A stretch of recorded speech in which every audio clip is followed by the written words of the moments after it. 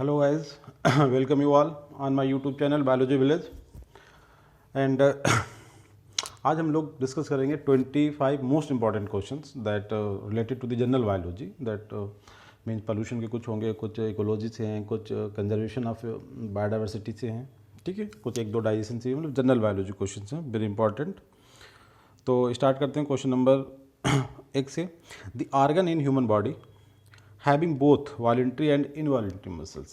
Voluntary मतलब कि हमारी इच्छा के अकॉर्डिंग जो वर्क करें, और इनवॉलंटरी मतलब कि हम चाहें फिर भी वो काम करती रहे, मतलब किसी चीज़ को हम रोकना चाहें बट ना रोक पाए। इनवॉलंटरी मतलब that not under our own control, ठीक है। तो ऐसा कौन सा हमारा ऑर्गन है बॉडी का? Trachea, oesophagus, heart and lungs, ठीक है। तो एक सिंपल सी बात है कि दोनों का कंट्रोल वॉलंटरी भी है एंड समथिंग इनवॉलंटरी भी है।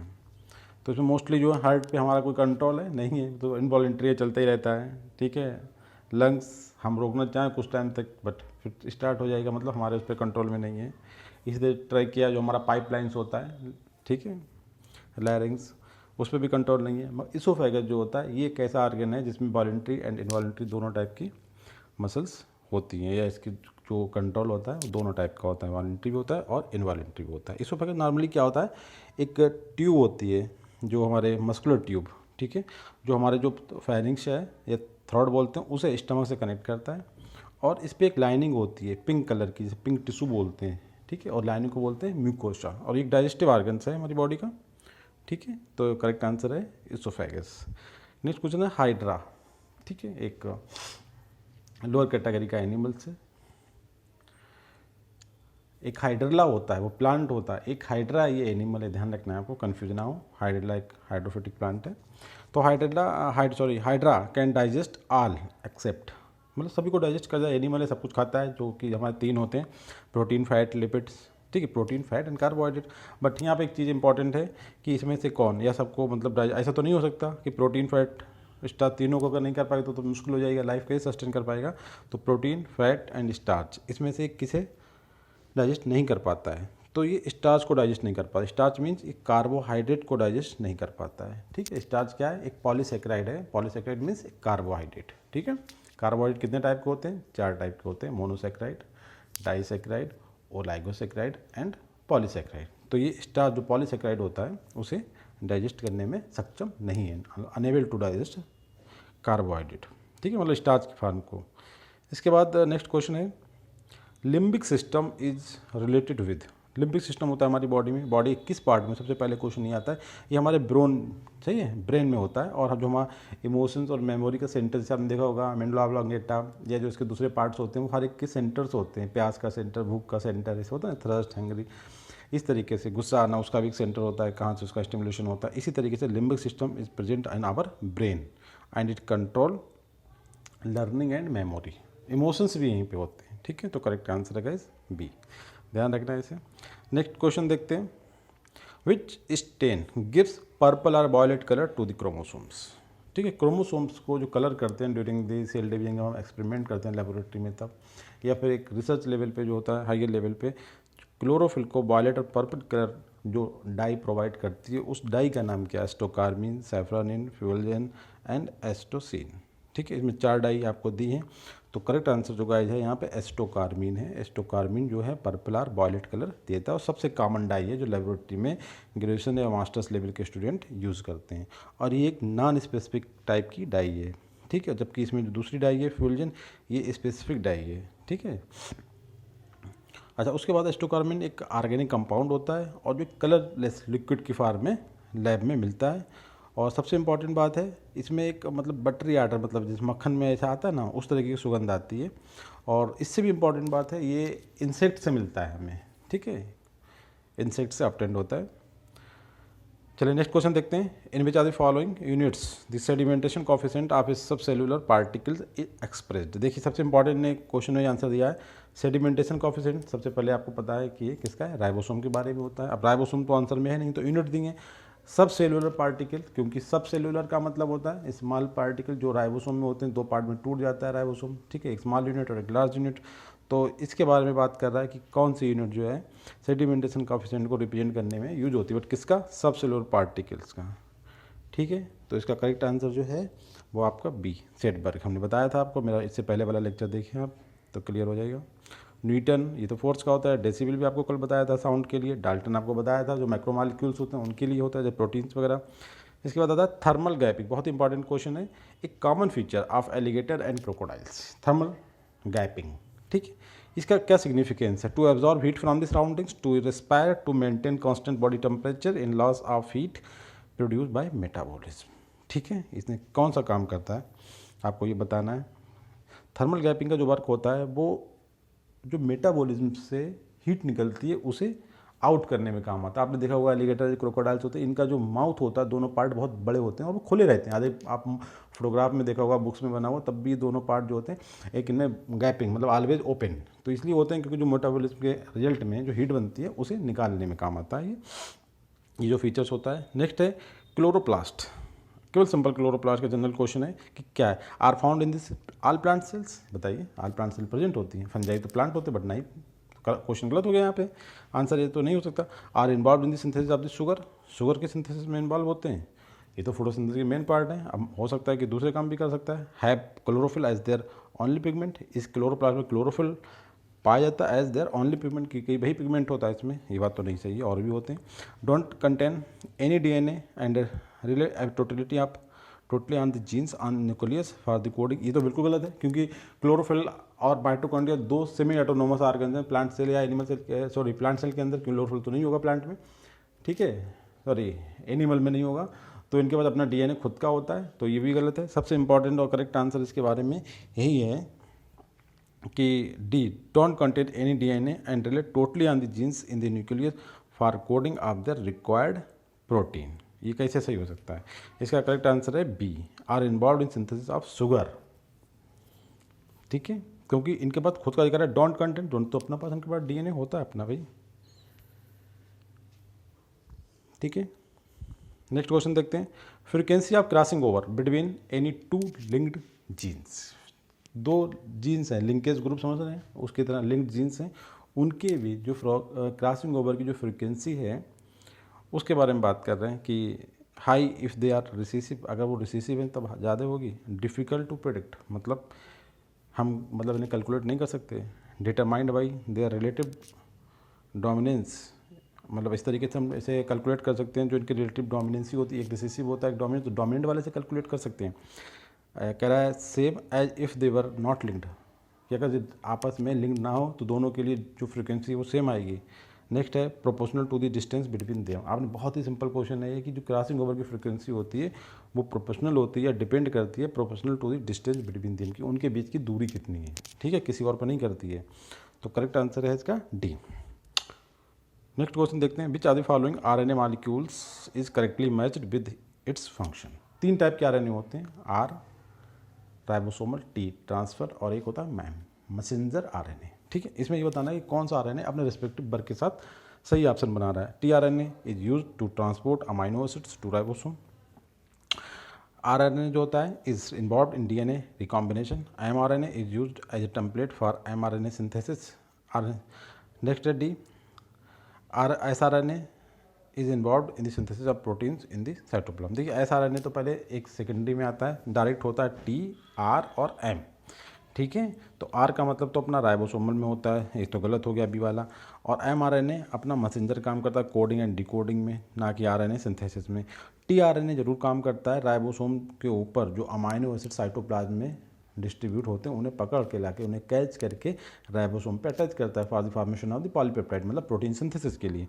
तो यहाँ पे करेक्ट सीक्वेंस बनाता है अपना टीआरएनए। ठीक है, कि tRNA is used to transport amino acids to ribosome. Very good. ठीक है, नेक्स्ट क्वेश्चन देखिए। The end product inhibition is called. आपने देखा किसी भी रिएक्शन में, रिएक्शन कोई चल रही है कंटिन्यूसली, सपोज कर लें इस तरीके से कोई रिएक्शन चल रही है, N2 और अमोनिया का फॉर्मेशन हो जा रहा है।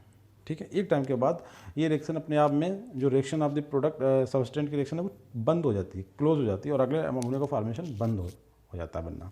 और ये जो रिस्पॉन्स आया ये कहाँ से? अमोनिया के जो एक्यूमुलेट्स हो रहा है आफ्टर रिएक्शन कंप्लीशन के बाद, तो यही अमोनिया का फॉर्मेशन ही से इनहिबिट करता है कि अब रिक्वायर्ड अमाउंट जो है कंप्लीट हो चुका है, अब आगे प्रोसेस रुकना चाहिए। ठीक है, तो कह जब एंड प्रोडक्ट के थ्रू इनहिबिशन किया जाए तो उसे हम क्या बोलते हैं? ठीक है, उसका नाम है, तो उसे हम बोलते हैं फीडबैक रेगुलेशन। फीडबैक रेगुलेशन मतलब प्रोडक्ट नहीं, जैसे कोई क्लास में टीचर पढ़ा रहा है और मैनेजमेंट के लोग आए बच्चों से फीडबैक लें कि भाई ये टीचर जो है कैसा पढ़ा रहा है आपको। बच्चे रिस्पॉन्स देते हैं कि टीचर सही पढ़ा रहा है, तब तो मैनेजमेंट टीचर को कंटिन्यू रहने देता है जॉब उनकी। अगर वो कहते हैं कि टीचर नहीं पढ़ा पा रहा है, अंडरस्टैंडिंग नहीं है बच्चों के साथ उनकी, तो क्या होता है, मैनेजमेंट टीचर को एक्सपेल कर देता है या फिर चेंज कर देता है। बहुत सारे अल्टरनेटिव्स होते हैं उनके, निकालना ही नहीं होता है कि एक्सपेल करे, दूसरे क्लास में लगा दिया, एक को ट्रेनिंग देने के बाद उन्हें फिर दोबारा क्लास में लाया जाता है। तो ये होता है फीडबैक रेगुलेशन, मतलब जिन पे काम हो रहा है वही लोग रिस्पॉन्स करें कि प्रोसेस कंटिन्यू होना चाहिए, टीचर आगे चलना चाहिए या हटा देना चाहिए। ठीक है, तो इसे बोलते हैं feedback regulation. The primary role of lysosome, lysosome आपने देखो डाइजेस्टिव ऑर्गन्स हैं, और इनके अंदर एक जो और कैटेगरी होती है कि बहुत ज़्यादा अपने रूप बदलते हैं, पॉलीमॉर्फिक ऑर्गन है सेल के अंदर। ठीक है, एक ऐसा सेल ऑर्गेनेल जो मल्टीपल फॉर्म में पाया जाता है, सेकेंडरी, प्राइमरी एंड टर्सरी। ठीक है, तो इसका जो काम होता है एटीपी सिंथेसिस में नहीं होता, लिपिड ट्रांसपोर्ट में कहाँ से होगा, कार्बोहाइड्रेट प्रोटीन सिंथेसिस में नहीं है, इसका एक इंट्रासेलुलर डाइजेशन में इसका काम होता है। करेक्ट आंसर है ऑप्शन ए। ठीक है, नेक्स्ट क्वेश्चन देखते हैं, in which are the following is a most effective way to conserve plant diversity of an area. देखिए इसमें क्वेश्चन में आंसर है एरिया की, मतलब डाइवर्सिटी कर रहा है पूरे एरिया की, ना कि किसी पर्टिकुलर प्लांट जो कि खत्म होने जा रहा है, एक्सटिंक्ट होने जा रहा है, उसे हम जाके हम जीन बैंक या टिश्यू कल्चर या सीड बैंक में ला सकते हैं। ठीक है, एक एरिया को कंजर्व करने के लिए मोस्ट इफेक्टिव वे, तो उसके लिए क्या होगा, बायोस्फीयर रिजर्व। हम उसे पूरे प्लेस को, पूरे रीजन को, पूरे एरिया को हम बायोस्फीयर रिजर्व में डिक्लेयर कर दें by the government effort, not कि हम। ठीक है, तो करेक्ट आंसर है सी। क्वेश्चन नंबर 13 में देखते हैं, the disorder of AIDS is characterize by, जो एड्स होता है तो उसमें जो उसका सबसे नियर फीचर है वो कौन सा है। ठीक है, decrease in number of killer T cells, decrease in number of suppressor T cell, decrease in number of helper T cell, increase in number of helper T cell. देखिए जब एड्स की बीमारी, इसका मतलब हमारी बॉडी में कुछ डिक्रीज हो रहा है, पहले तो ये इसका मतलब ये हुआ कि 3 जो ऑप्शन है उनमें से आंसर सही हो सकता है। ठीक है, इंक्रीज तो नहीं। ठीक है, कोई हमारी जो प्रोटेक्टिव सेल थी वो खत्म हो रही हैं, तो इसका करेक्ट आंसर जो है वो decrease in number of T cell, जो हेल्पर टी सेल्स होती हैं वो सेल, और ये भी 2 टाइप की होती हैं, T4 होती हैं और एक T8 होती हैं। तो इसमें जो T4 वाली जो है नंबर, इनका डिक्रीज होता है, तो इसे बोलते हैं decrease in number of helper T. It is a sign कि आपको एड्स हो गया है। ठीक है, आपकी बॉडी में इम्यूनिटी बिल्कुल खत्म, हर एक डिजीज आपको बहुत ईजिली अटैक कर सकती है। नेक्स्ट क्वेश्चन देखते हैं कि decrease in the species diversity in tropical countries is mainly due to. देखिए हर कहीं पर अलग है, ट्रॉपिकल में अलग रीजन हो सकता है, टेम्परेट में अलग हो सकता है। तो इंडिया जैसी ट्रॉपिकल कंट्री या इंडिया जैसी दूसरी जो ट्रॉपिकल कंट्री, उसमें स्पीसीज डाइवर्सिटी का जो डिक्रीज है उसका मेन रीज़न क्या है। मतलब अर्बनाइजेशन भी हो रहा है, देखिए पोल्यूशन भी हो रहा है हमारे यहाँ पर, डिफॉरेस्टेशन भी हो रहा है और सॉइल इरोजन भी हो रहा है। मगर सबसे जो अहम, सबसे इंपॉर्टेंट जो फीचर्स है वो क्या है, responsible for this decrease in species diversity, वो आपका है डिफॉरेस्टेशन। ठीक है, कटान करना पेड़ों का। नेक्स्ट क्वेश्चन है वाइल्ड राइस। देखिए जनरल राइस होता है ओराइजा सेटिवा, और वाइल्ड राइस है Oryza nivara. Helped in introducing in cultivated rice trait of, जी कल्टिवेटेड राइस मतलब ओराइजा सेटिवा में कौन सा ट्रेट इसने प्रोवाइड किया है, कौन सा ट्रेट मतलब कौन सा ऐसा फीचर जिसने हमारे डोमेस्टिकेटेड राइस मतलब ओराइजा सेटिवा को बहुत ही अच्छा बना दिया है। ठीक है, हाई यील्ड के लिए, रेजिस्टेंस ऑफ बैक्टीरियल ब्लाइट के लिए, रेजिस्टेंस टू सीसम डिजीज के लिए, resistance to grassy stunt virus. तो एक जो वायरल डिजीज थी जो बोलते हैं ग्रेसी स्टेंट वायरस, ये हमारे जो डोमेस्टिक राइस था ओराइजा सेटिवा उसे डिस्टर्ब कर रहा था, उसकी यील्ड इसकी वजह से बहुत कम हो रही थी।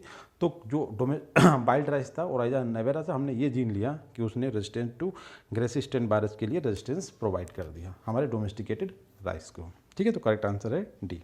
क्वेश्चन नंबर 16 देखते हैं, in Indian metropolitan cities like Delhi, Chennai, Mumbai, इस तरीके से कोलकाता, इनमें जो मेजर एयर पोल्यूटेंट है वो क्या है, SPM है, SO2 है, NO2 है या कार्बन मोनोऑक्साइड एंड CO2। देखिए इसमें जो मेजर एयर पोल्यूटेंट है वो SPM जिसे बोलते हैं हम, इसका सही जो वो है सस्पेंडेड पार्टिकुलेट मैटर। ये माइक्रोस्कोपिक पार्टिकल होते हैं, लिक्विड भी हो सकते हैं और सॉलिड भी हो सकते हैं, बट सस्पेंडेड इन एयर, ये इनकी क्वालिटी होती है। और इनके दूसरे नाम भी होते हैं, एटमॉस्फेरिक एरोसॉल पार्टिकल भी कह सकते हैं, एटमॉस्फेरिक पार्टिकुलर मैटर भी बोल सकते हैं, या फिर हम पार्टिकुलर मैटर PM सिंपली बोलते हैं इन्हें। तो करेक्ट आंसर है SPM। नेक्स्ट क्वेश्चन देखिए, major source of methane in India, जो मीथेन गैस है जो एक ग्लोबल वार्मिंग में मतलब कंट्रीब्यूट करती है, मतलब ग्रीन हाउस गैस है, और लगभग second most important, third most important water CO2, उसके बाद थर्ड पोजीशन पे आती है मीथेन CH4। ठीक है, इसका इंडिया में जो है मेन सोर्स क्या, rice field, sugar cane plantation, beet और फ्रूट कार्ट। कहाँ से निकलती है, तो इंडिया में आपने देखा होगा राइस फील्ड से ये गैस निकलती है, इंडिया के लिए मेजर सोर्स है, बाकी दूसरी कंट्री में दूसरा हो सकता है, इंडिया में सबसे मेजर सोर्स इस गैस का यही है, राइस फील्ड। ठीक है। Ultraviolet radiation are lethal because of an activation of. Ultraviolet radiation देखिए न्यूक्लिक एसिड, प्रोटीन और पिगमेंट जो होते हैं प्लांट के अंदर, जो उसका पिगमेंट्स होते हैं, हमारी बॉडी में हमारा जो न्यूक्लिक एसिड डीएनए होता है या प्रोटीन्स होते हैं, उन्हें डिस्टर्ब करके कैंसर काज करता है। ठीक है। ये और वाटर, CO2, मिनरल्स, इनसे से कोई मतलब नहीं है। ठीक है। तो इनके लिए लीथल हो सकता है। करेक्ट आंसर है ए।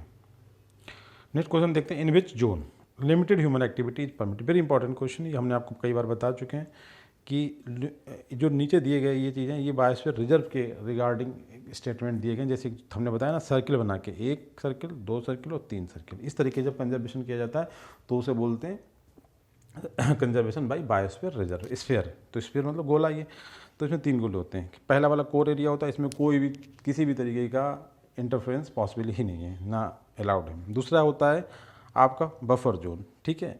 इसमें भी कुछ भी पॉसिबल नहीं है। ठीक है। तीसरा है limited human activity. Human activity का मतलब ये नहीं कि हम लोग भी जाएँ टूरिस्ट और वहाँ के जाके डिस्टर्ब करें। लिमिटेड ह्यूमन एक्टिविटी का मतलब जो वहाँ रहने वाले लोग होते हैं, ट्राइबल्स, उनकी एक्टिविटी पॉसिबल होती हैं। तो वो कौन सा जोन्स होता है, देखिए हमने इसे क्लियर कर दिया थोड़ा बना के, इनका नाम चेंज कर देते हैं, कोर जोन, बफर जोन। इसके लिए होता है मैनिपुलेशन एंड ट्रांजिशन। ये ट्रांजिशन जोन की बात होती है कि इसमें लिमिटेड ह्यूमन एक्टिविटी जो है वो अलाउड है या परमिटेड है। तो करेक्ट आंसर है आपका मैनिपुलेशन जोन, सी। ठीक है। पहले वाले में नहीं है, कोर जोन में नहीं है, दूसरे वाले में नहीं है, तीसरे वाले में है। ठीक है। नेक्स्ट क्वेश्चन देखते हैं 20, fertilizers added to fresh water because. अगर हम फर्टिलाइजर एडिट करें फ्रेश वाटर में तो उससे क्या प्रॉब्लम होगा, डेथ ऑफ प्लांट्स होगी, decrease in fish population, increase in aquatic animals and eutrophication होता है। देखिए फ्रेश वाटर तो यूट्रोफिकेशन से भी कंसर्न है इसका, और फिश पॉपुलेशन से भी है क्योंकि तालाब में होती हैं तो फ्रेश वाटर वहीं पे होता है। अच्छा, death of plants, death of plants से इसका कंसर्न क्या है फ्रेश वाटर से, ये बताइए। तो सबसे इम्पॉर्टेंट जो इसका आंसर जाता है वो है आपका यूट्रोफिकेशन, क्योंकि जो वाटर बॉडी जो होती हैं वो उसमें जो रुका हुआ स्टेगनेंट वाटर होता है वो फ्रेश वाटर होता है, और जो फर्टिलाइजर उसमें ऐड होता है तो उसका रिजल्ट क्या होता है, यूट्रोफिकेशन होता है। हल्के हल्के वो बॉडी जो होती है वो न्यूट्रिएंट के इनरिचमेंट की वजह से अनफर्टाइल हो जाती है, बिल्कुल उसमें फर्टिलिटी खत्म हो जाती है। ठीक है। और उसमें जो चीज़ें थी वो खत्म हो जाती हैं, वो हल्के हल्के। ठीक है। इसे बोलते हैं यूट्रोफिकेशन, एक इकोलॉजिकल प्रोसेस है ये।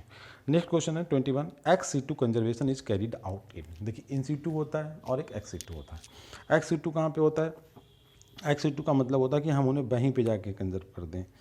ठीक है। और इन situ का मतलब हम उन्हें उठा के लाएं। ये सही कह रहा हूँ मैं, आप बताएं।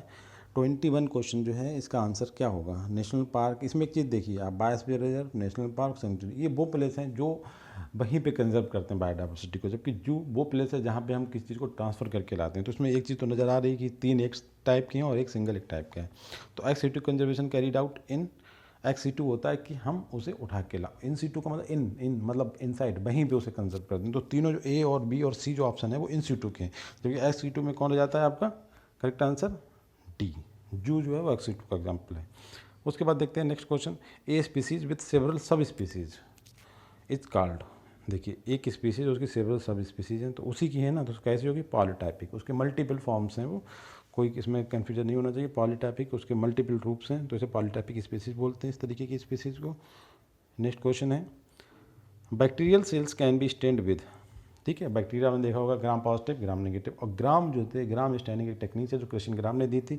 तो उसमें जो कलर यूज होता है आपने देखा वहाँ पे सैफरन नहीं यूज होता है, क्रिस्टल वॉयलेट यूज होता है, मर्क्यूरी क्लोराइड यूज नहीं होता है, और आयोडीन भी यूज होती है। तो करेक्ट आंसर आपका बी भी है, बट यहाँ पर आयोडीन साथ में है तो करेक्ट आंसर हो जाता है आपका डी, क्योंकि आयोडीन का भी होता है, बासिंग करते हैं बार बार उससे। तो करेक्ट आंसर है crystal violet and iodine, option D. Next question है, biosphere consist of basic units known as. Biosphere बहुत बड़ा एरिया है जिसमें हम सब पढ़ रहे थे। इसकी सबसे बेसिक यूनिट क्या है, बायोम, मतलब नीचे से स्पीसीज, पॉपुलेशन, कम्युनिटी, इकोसिस्टम, इस तरीके की जो सीरीज बनाते हैं वो सबसे बड़ी चीज़ जाती है आपका बायोम। तो बायोस्फीयर की जो यूनिट है वो क्या है, बायोम। ये ध्यान रखना, बहुत ही अच्छा क्वेश्चन है ये। पूरी रीजनल इकोसिस्टम और ग्राफिकल पैटर्न बहुत छोटी छोटी बातें हैं, सबसे बड़ी चीज़ होती है बायोम, जो बायोस्फीयर की एक फंडामेंट है। जैसे हम बोलते हैं ना, एवोल्यूशन की यूनिट होती है, इकोलॉजी की यूनिट होती है कम्युनिटी, ठीक है, पॉपुलेशन या स्पीसीज, तो पॉपुलेशन लेवल पे हम स्टडी करते हैं इकोलॉजी की। इसी तरीके से जो बायोस्फीयर होता है इसका यूनिट अगर हम बात करें तो बायोम होता है। बायोम के अंदर बाकी सब लोग होते हैं, ठीक है। The primary function of the light reaction of photosynthesis, बहुत इंपॉर्टेंट क्वेश्चन है ये फिजियोलॉजी का। देखिए लाइट रिएक्शन का मकसद ये होता है कि जो डार्क रिएक्शन है जिसमें CO2 रियली कन्वर्ट होती है कार्बोहाइड्रेट में, ठीक है। तो ये CO2 टू कार्बोहाइड्रेट में जो कन्वर्जन होता है required a much amount of energy, मतलब पावर की, वो पावर जनरेट होती है लाइट रिएक्शन में। किसकी फॉर्म में? एटीपी के फॉर्म में और NADPH2 की फॉर्म में, जिन्हें हम कॉमन ज्वाइंटली फॉर्म में क्या बोलते हैं? Reducing power. तो करेक्ट आंसर है आपका ATP एंड NADP, ये बनते हैं लाइट रिएक्शन में। इसी से डार्क रिएक्शन में CO2 जो होती है वो कन्वर्ट हो जाती है आपका कार्बोहाइड्रेट में। कहते हैं ना फोटोसिंथेसिस कंप्लीट हो गई, कार्बोहाइड्रेट का फॉर्मेशन हो गया, स्टार्च का फॉर्मेशन हो गया, या ग्लूकोज का फॉर्मेशन हो गया। ठीक है, इस तरीके से 25 क्वेश्चन आप लोगों ने पढ़े। एक आपको डिफरेंट फील्ड ऑफ बायोलॉजी, मतलब एक जनरल बायोलॉजी से एक आइडिया डेवलप हुआ हुआ about the concept of biology के बारे में। ठीक है, और इसके साथ ही जो है मेरे चैनल को सब्सक्राइब करें please, like and share. Thank you very much.